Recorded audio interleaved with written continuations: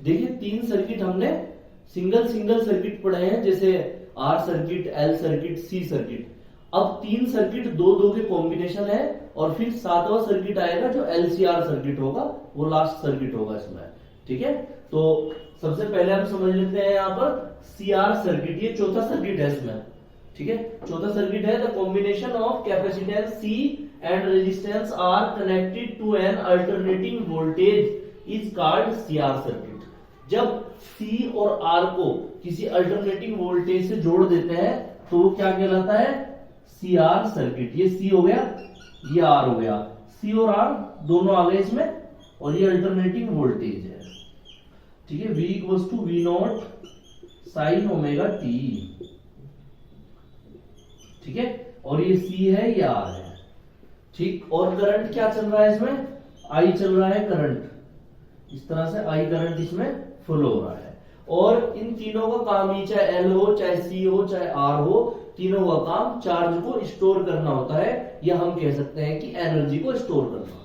ठीक है, चलिए इसके बाद consider a capacitance C and resistance R R connected to an alternating voltage V। C और R किससे जुड़े हैं? अल्टरनेटिंग वोल्टेज V से। Alternating current I flowing through the circuit, current I चल रहा है इसमें सर्किट में। The impedance of the circuit is Z। Impedance क्या होगा? Z होगा सर्किट का। देन देखिए इसके लिए तो रेजिस्टेंस R आ गया, और जहां पर C होगा वहां पर XC आ जाएगा, कैपेसिटिव रिएक्टेंस।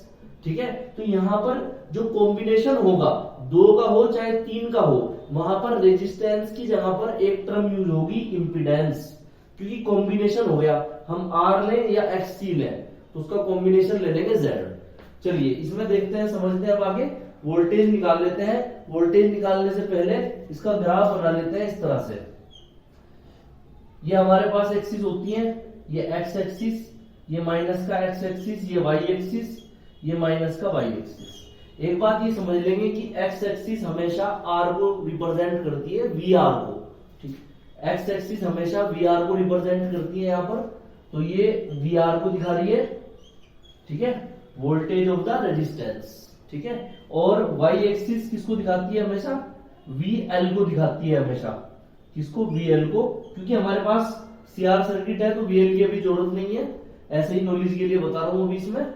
और इसका ओरिजिन ओ हो गया, और माइनस की वाई एक्सिस दिखाती है वीसी को।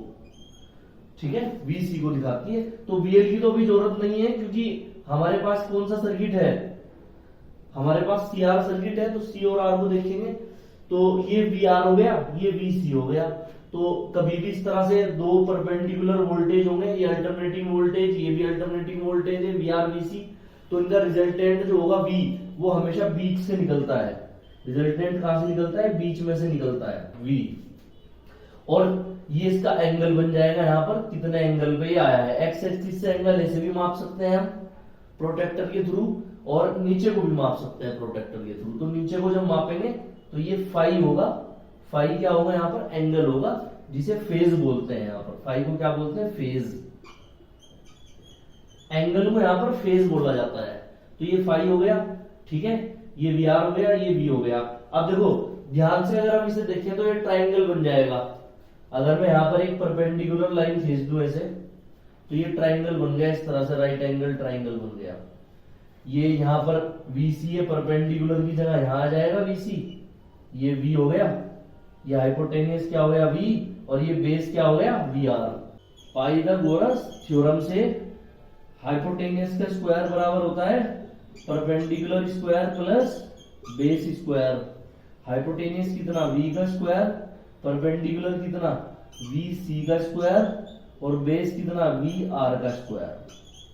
ठीक है, तो V का स्क्वायर को क्या लिख सकते हैं? V इक्वल्स टू कितना हो जाएगा? Under root VC square plus VR square. V equals to VC की वैल्यू क्या रख सकते हैं? I, और जहां पे C आ जाएगा R की जगह XC होगा का स्क्वायर, प्लस VR की वैल्यू क्या रख सकते हैं? I R का स्क्वायर। ठीक है, I कॉमन ले लें यहां से, I स्क्वायर कॉमन आ जाएगा, इसका भी स्क्वायर है, इसका भी स्क्वायर है, तो V इक्वल्स टू ये आ गया I स्क्वायर कॉमन आ गया, ये XC square plus R square. ठीक है, जब स्क्वायर रूट में से आई स्क्वायर बाहर आएगा तो क्या लिख सकते हैं, इसको आई लिख सकते हैं, I under root x C square plus are square. इससे आगे का मैं यहाँ पे कर रहा हूं इधर, तो आई को इधर ले तो आई को इधर ला सकते हैं अपोन में, वी के नीचे अपोन में आई, तो V upon I goes to under root x C square plus are square.